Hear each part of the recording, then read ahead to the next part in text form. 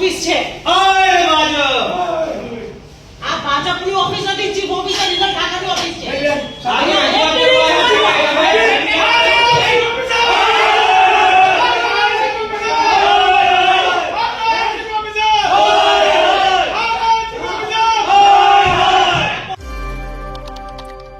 જ્યારે જ્યારે લોકોના કામ નથી થતા, લોકોને પાયાની સુવિધા નથી મળતી, એટલે સ્વાભાવિક છે કે લોકોમાં ગુસ્સો તો રહેવાનો છે.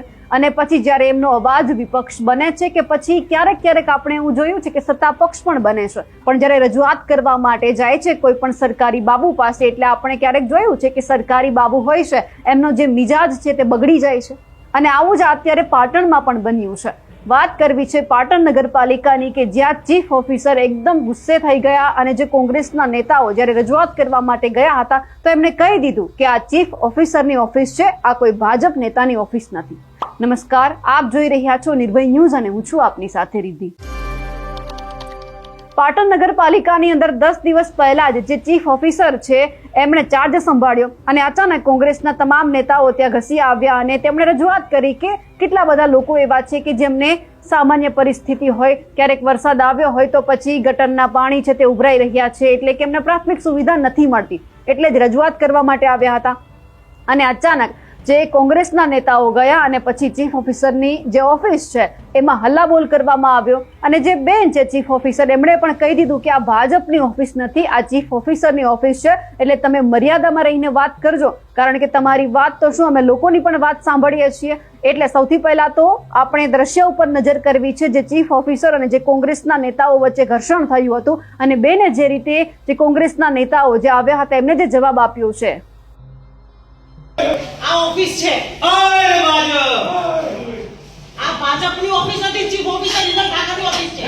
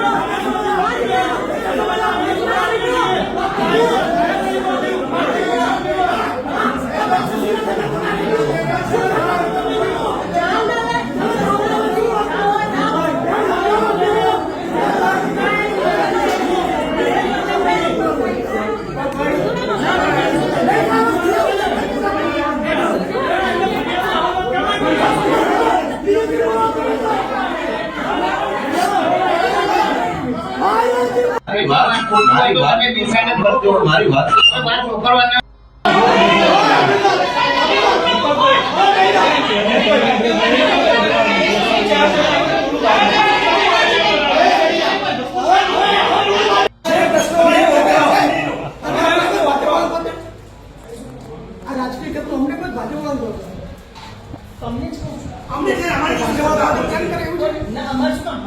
મારી તો રૂલિંગ પાર્ટી છે વર્કિંગ પાર્ટી તમારે રૂલિંગ પાર્ટી છે મારે અહીંયા નગરપાલિકામાં આ રૂલિંગ પાર્ટી છે, તમારો વિપક્ષ તરીકેનો જે પણ વિરોધ હોય, દ્વેષ હોય, તે હોય તો તમે એમની સાથે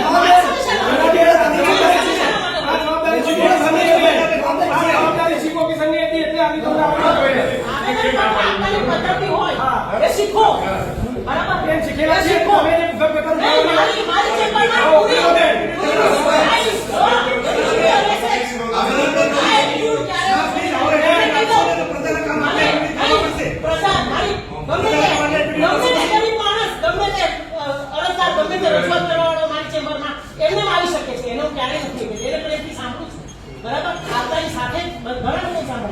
પણ તમને હોય એટીટ્યુડ તો એટીટ્યુડ ઓછો નહીં થાય. જ્યાં શિસ્ત નથી ને ત્યાં મારો એટીટ્યુડ આવો છે, સમજી લેજો. હું ડિસિપ્લિન વગરનું વાતાવરણ સ્વીકારતી નથી, સમજી લેજો. હા, તો તમે ગટરની વાત કરી છે, ગટર કે નવામાં કોઈ તમે સાંભળો. એટલે મેં એને પૂછ્યું તારું કામ પૂરું થઈ ગયું તો કેમ એસટીપી બન્યો, તેને કીધું એસટીપી નવે સર્ટી બનાવવાનું છે, આની કેપેસિટી નથી. એટલે મેં કીધું તારું કામ કેટલું બાકી છે ભાઈ?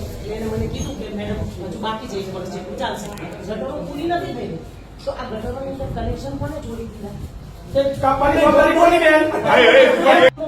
કે અમારા આવેદનપત્ર પહેલેથી મને જાણ કરો કે અમારા આવેદનપત્ર બેન, આપવાનું. કલેક્ટરે સાહેબ ટિપ્પણી બરાબર, કરતા. તમે મેસેજ બી કરી શકો, મારો નંબર બધાના પાસે છે. ક્યાંથી હોય બેન નવા આવ્યા? ભાઈ, પાંચે પાંચ જણાનો નંબર મેં લીધો છે, એ બધાને આપ્યો છે. બેન, કલેક્ટર સાહેબ ચિઠ્ઠી લખતા નહીં, હતા. નહીં. આ ચેમ્બરની અંદર કોઈ પણ પ્રકારની રાજનીતિ નહીં. રાજનીતિ નીતિબેન જનતાનો અવાજ હતો. આ રીતે થઈએ બેન. સાહેબ મોકલીશ. બેન, તમને વિજ્યુઅલ મોકલીશ. તમને વિજ્યુઅલ મોકલીશ. જોઈ લેજો. અને is this the place? અહીંયા તમે રામધૂન કરી શકો, આ જગ્યા છે, વાત કરો છો. તમે આ રામધૂનની જગ્યા છે. અમને રામધૂન સાહેબ અમારે એન્ટ્રી દીધો. તમારે આપ્યો તો તમે પ્રમુખની ચેમ્બરની બહાર કે ત્યાં કંઈ કરી શકો. સાહેબ, અને નગરપાલિકાના ચોકમાં કરી શકો. આપણે ચીફ ઓફિસરની ચેમ્બરમાં નહીં. બેન, રામધૂન તો એટલા માટે કરી કે તમારે એક્ટિવિટી એવો હતો ને કે તમને ભગવાન શક્તિ આવે ને લોકોનું અરે વપરાય. મેં તો તૈયારી લોકોનું રાખી. વપરાય એના માટે રામધૂન બોલાવી. ચાલીસા કરવા હતા.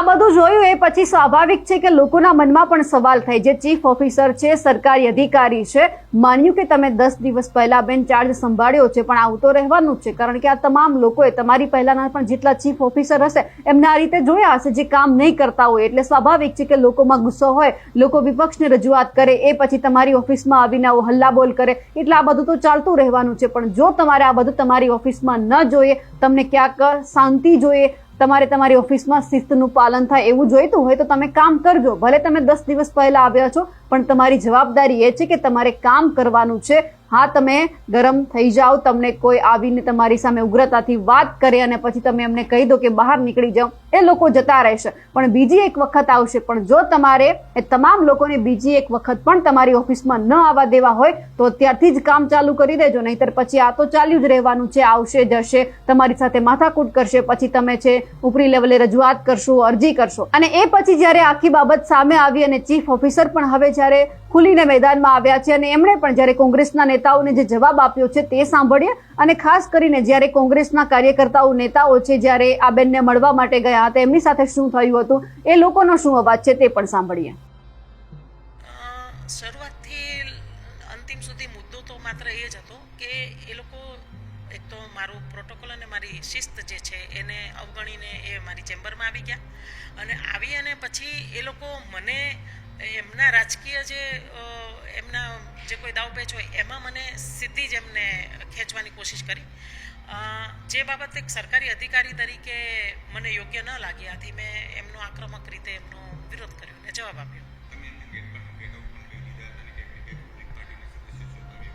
એમને ગેટ આઉટ મેં નથી કીધું, પણ મેં એમને એવું કીધું હતું કે તમે આવી રીતે મારી ચેમ્બરમાં ના આવી શકો અને તમે અત્યારે જતા રહો. અને જતા રહો એવી વાત મેં એમને 3 વખત કીધી, પણ એ ગયા નહીં, નારાબાજી કરી, અહીંયા રામધૂન બોલાવી અને પછી એમને જે અહીંયા જે સત્તા પક્ષ છે એ સત્તા પક્ષના સાથેના અમુક એવા નિવેદન એવા કર્યા કે જેના કારણે મારે એમને આક્રમકતાથી એવું કહેવું પડ્યું કે ભાઈ તમે આવી રીતે મારી સાથે ના વાત કરી શકો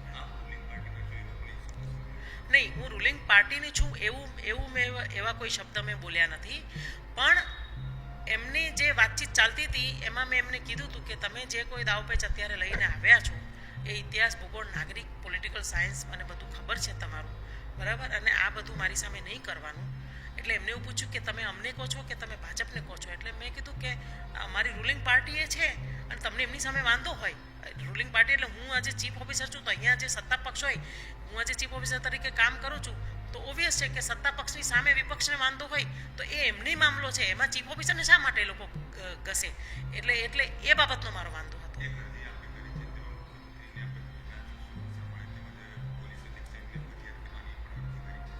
હા, એટલે મેં તાત્કાલિક પોલીસ ફરિયાદ આપી દીધી, કારણ કે એક મહિલા સરકારી અધિકારીની ગરિમાને લાંછન પહોંચાડવાનું એમણે કામ કર્યું. એ અમુક જે શબ્દો બોલ્યા હતા એ પણ અયોગ્ય હતા, એ ન બોલી શકે એવી રીતે, અને ટોળાશાહીમાં આવી અને એ મહિલા અધિકારીને ડરાવવા ધમકાવવાની વાત કરે અને ઉપરથી ધારાસભ્યશ્રીને પણ પાસે ફોન કરાવીને ડરાવવા ધમકાવવાની વાત કરે.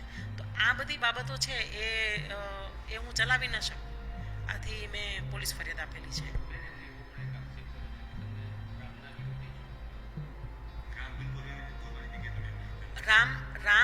રામના વિરોધી નથી. રામધૂન બોલાવવાની આ જગ્યા નથી. ચીફ ઓફિસરની ચેમ્બરે રામધૂન બોલાવવા માટે નથી.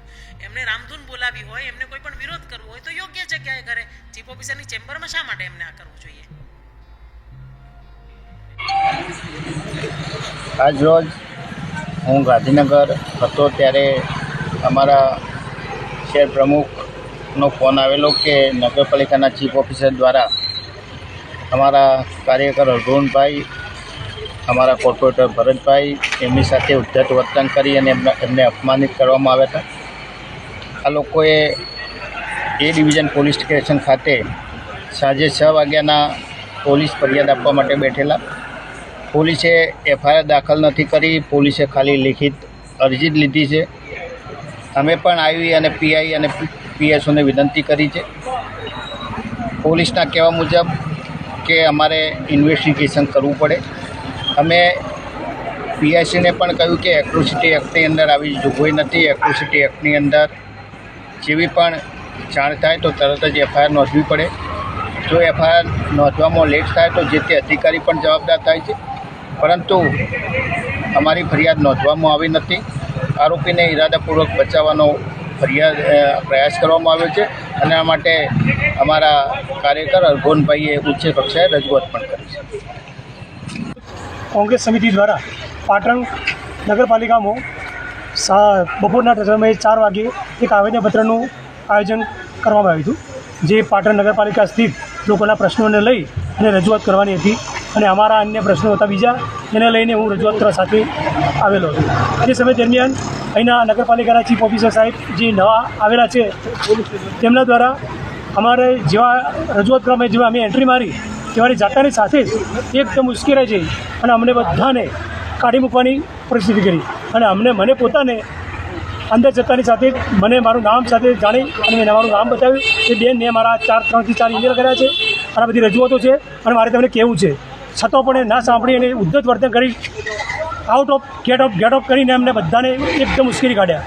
અને અમે એ બાબતે આજે પાટણ પોલીસ સ્ટેશનની અંદર એ ડિવિઝનમાં આ ફરિયાદ આપવા આવ્યા છીએ એમના વિરુદ્ધમાં કે અમને જે જાતિગત રીતે અને અમને અપમાનિત કર્યા છે તેના વિરુદ્ધમાં આજે એ ડિવિઝનમાં ફરિયાદ આપવા આવ્યા હતા. ફરિયાદ અમારી લીધી નથી અને અરજી રૂપે સ્વીકારી છે અને પ્રાથમિક તપાસ કરવાનો કહી અને અમને ટીંગાટોળી કરી છે. તે પોલીસને અમે વિનંતી કરી છે કે આ ટીંગાટોળી એટ્રોસિટી એક્ટમાં ચાલે નહીં. એ એટ્રોસિટી એક્ટ એ એવો પ્રાવધાન છે કે જેમાં જે ફરિયાદ તાત્કાલિક ધોરણે તમને મળે એ તાત્કાલિક ધોરણે લઈને ઓનલાઈન કરવાની ફરજ બને છે. જે આજે કાલે નગરપાલિકાની અંદર જે ફાયર વિભાગ છે એ ફાયર વિભાગની બેદરકારી હતી. 20 તારીખે જે આગ લાગેલી એ આગના સમયે ફાયર પહોંચ્યું નહોતું અને અડધો કલાક સુધી આ લોકોએ લેટ કર્યું અને અડધો કલાક લેટ થવાના કારણે આગને વિકરાળ સ્વરૂપ ધારણ કરી. એ મુદ્દાને લઈ અમે આવેદનપત્ર આપતા હતા અને પ્રજાની જે સમસ્યાઓ હતી, રોડ, રસ્તા, ગટર ઉભરાવી, આ બાબતને લઈને બેનને રજૂઆત કરવાની હતી. ચીફ ઓફિસરશ્રી નવા આવ્યા હતા એટલે એમને રજૂઆત કરવાની હતી. એ બાબતને લઈ અમે આવેદનપત્ર આપવા જેવા અમારા કાર્યકરો અંદર ગયા એ પહેલાં જ બેન ઉશ્કેરા જઈ અને મારી પરમિશન વગર અંદર નહીં આવવાનું, ચલો બહાર નીકળો બધા, એવી જાતની રજૂઆત બેને સામેથી શરૂઆત કરી અને અમને બધાને બહાર ધકેલવાનો પ્રયત્ન કર્યો. પણ અમે પ્રજાના અવાજ માટે બહાર ન નીકળ્યા અને અંદર જઈ અને એમની સામે રજૂઆત કરી. રજૂઆત કરતાં બેન વધારે ઉશ્કેરાયા એટલે અમે નીચે બેસી અને એમને ભગવાન સદબુદ્ધિ આપે એ માટે રામધૂન બોલાવી અને નીચે બેસી ગયા. તેમ છતાં બેન વારંવાર ઉશ્કેરાઈ જતા હતા અમને પાછા પાડવા માટે કે પોલીસ ફરિયાદ કરું. પોલીસનો દંડો પણ ઉગાવ્યો. અમે કીધું બેન આ પ્રજા માટે જો અમારે પોલીસ ફરિયાદ વરવી પડે તો પણ અમે તૈયાર છીએ અને પોલીસ ફરિયાદ કરો તમે. અમે જ્યાં સુધી પ્રજાનો અવાજ તમે નહીં સાંભળો ત્યાં સુધી અમે અહીંથી જવાના નથી. તમારું આવેદનપત્ર સ્વીકારશો પછી જ અમે અહીંયાથી ઊભા થઈશું, ત્યાં સુધી ઊભા થઈશું નહીં. આવી રજૂઆત કરી. અમે રામધૂન બોલાવવાની ચાલુ કરી. બેન વારંવાર ઉશ્કેરી જતા હતા. એક વખત તો બેને એવો શબ્દ કર્યો કે હું રૂલિંગ પાર્ટીની માણસ છું, મારી રૂલિંગ પાર્ટી. મારી એટલે શું બેન? તમે ભાજપના સભ્ય છો, ભાજપનો હોદ્દો તમારી પાસે છે, તમે એક પાટણની નગરપાલિકાના ચીફ ઓફિસર છો, પાટણની જનતાની સેવા કરવા માટે આવ્યા છો. પાટણમાં હરરોજ ગટરો ઉભરાય છે, પાટણના રોડ રસ્તા તૂટી ગયા છે. ટૂંક જ સમયની અંદર એક ખાડામાં પડવાથી એક વયોવૃદ્ધ માણસનું મૃત્યુ થયું છે. એને ખરેખર એના પરિવાર રજડી પડે છે. આ બધી સમસ્યાઓ તમારે જોવી જોઈએ, નહીં કે પાટણ ભાજપના સભ્ય બની અને આ હોદ્દો સંભાળી અને ચીફ ઓફિસર હતા એવું કે આ ચીફ ઓફિસરની ચેમ્બર છે, મારી ચેમ્બર છે. અરે ભાઈ, આ જનતાની ચેમ્બર છે, જનતાના પૈસે ચાલતી ચેમ્બર છે, જનતા ટેક્સ ભરે છે તાણા ચેમ્બર ચાલે છે અને લોકોની સેવા કરવા માટેની આ સંસ્થા છે. તો આપે જે સંસ્થામાં બેઠા છો એ લોકોની સેવાની સંસ્થા છે, તો આપે સેવા કરવી જોઈએ, નહીં કે ભાજપના એજન્ટ બની અને આ કામ કરવું જોઈએ, એવી અમારી માગણી છે. અને જો બેન આવો નવો સ્વભાવ રાખી તો અમે કાયમ જનતાના અવાજ માટે વારંવાર એમની ઓફિસમાં રજૂઆતો કરીશું. અમારે એમની કોઈ પરમિશન લેવાની નથી, અમે એમની પરમિશન લઈશું પણ નહીં અને પ્રજાનો અવાજ કાયમ ઉઠાવતા રહીશું. પાટણ નગરપાલિકા એ નિષ્ફળ નગરપાલિકા છે. પાટણમાં ઠેર ઠેર તાર ખાડાના પ્રશ્નો, એટલે ખાડા નગરી તરીકે પાટણનું નામ ઉપસી આવ્યું છે. પાટણમાં સફાઈ થતી નથી. પાટણમાં સવારના કચરો સળગાવવામાં આવે છે જે ગેરકાનૂની છે. પાટણમાં પીવાના પાણીમાં દૂષિત પાણી આવે છે, ખરાબ પાણી આવે છે. પાટણમાં દરેક જગ્યાએ દરેક વોર્ડમાં ભૂગર્ભ ગટરો ઉભરી રહી છે. પાટણના ઘરે ઘરે પ્રશ્નો છે. પ્રશ્નોના નિરાકરણ માટે હર હંમેશ વિપક્ષ તૈયાર હોય છે. પાટણની પ્રજાને સાથે રાખીને અમે ગઈકાલે એક રજૂઆત માટે આવ્યા હતા, જે એમની વહીવટી બેદરકારી હતી.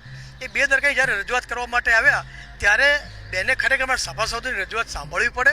મહેરબાન કલેક્ટરશ્રી જો આખા જિલ્લાની આવેદનપત્ર સ્વીકારતા હોય, આખા જિલ્લાની રજૂઆત સાંભળતા હોય, આ તો ચોથી કેટેગરીના સભ્ય છે, પણ એમને કેમ ભાજપના મિસકોલના સભ્યો હોય એટલો પાવર હતો અને પોતે એવું બોલ્યા છે કે હું રૂલિંગ પાર્ટીની સભ્ય છું. એટલે સભ્યો છે એનો મતલબ શું છે કે તમને ભાજપે સભાસદ તરીકે ચીફ ઓફિસરની જવાબદારી આપી છે. તમે નગરપાલિકાના ચીફ ઓફિસર છો, તમે સરકારી પગાર લેતા એક કર્મચારી છો. જ્યારે અમે સભાસદ તરીકે રજૂઆત કરવા આવ્યા હતા, ખરેખર એમને સાંભળવા જોઈએ, પણ તું તારી અને બહાર નીકળી જાઓ, ગેટ આઉટ, અને એવી ભાષામાં અનેક અમારે કાર્યકર્તા જે અનુસૂચિત જાતિના કાર્યકર્તા એમની સાથે પણ બહુ ખરાબ વર્તન કર્યું હતું. ભારતીય જનતા પાર્ટી રામના નામે આજે ભારતમાં સત્તા મેળવી છે. આ બેન રામની માનસિકતા વિરુદ્ધ છે. બેનને રામ નામ પસંદ નથી, રામધૂન પણ પસંદ નથી. બેનને તકલીફ કયો છે કે મારી ચેમ્બર રામધૂન કેમ કરી, તેથી બેન ઉશ્કેરાઈ ગયા હતા અને જે તે રીતે બેને અમારી સાથે ઉદ્ધતાઈ ભર્યું વર્તન કર્યું હતું. અમે સભાસદ છીએ, પાટણનો પ્રજાનો અવાજ બનીને નગરપાલિકામાં આવતા હોઈએ છે. પાટણની નગરપાલિકાને કોઈ પણ સમસ્યા હોય એને વાંચા આપવાની જવાબદારી અમારી છે. બેન કદાચ અમારી પર 10 ફરિયાદ કરશે ને તો પાટણની પ્રજાનો અવાજ બનીને અમે વારંવાર રજૂઆત કરવાના છીએ. પણ બેનને મારે એમને કહેવું છે કે તમારે કયા આઈપીએસ અધિકારીનો તમારે હાથ છે કે તમે ભાજપના મિસકોલ સભ્ય છો, એનો તમને પાવર છે. તો પાટણની પ્રજા આજે અમારી સાથે આવું ગેરવર્તણૂક કર્યું છે તો પાટણની પ્રજા સાથે શું કરતા હશે, એક વિચારવાનો પ્રશ્ન છે. બીજું, નગરપાલિકાના પ્રમુખશ્રીનો 8 દિવસ પહેલાંનો એક હુકમ હતો કે નગરપાલિકાના ચીફ ઓફિસર કે જવાબદાર અધિકારીએ પાટણ સિટી છોડવું નહીં. બેને હુકમનું અંદાદર કરીને આવી વરસાદવાળી પરિસ્થિતિમાં કોઈ પણ જાણ કર્યા વગર 5 દિવસ બહાર જતા રહે છે. તે ખરેખર ગેરબંધારણીય છે, ગેરકાનૂની કામગીરી કરે છે. ભગવાનના ભરોસે પાટણ મૂકી દીધું, તેના કારણે આપ જાણો છો કેટલા બધા પ્રશ્નો પાટણમાં 4 દિવસમાં ઉપસ્થિત થયા છે.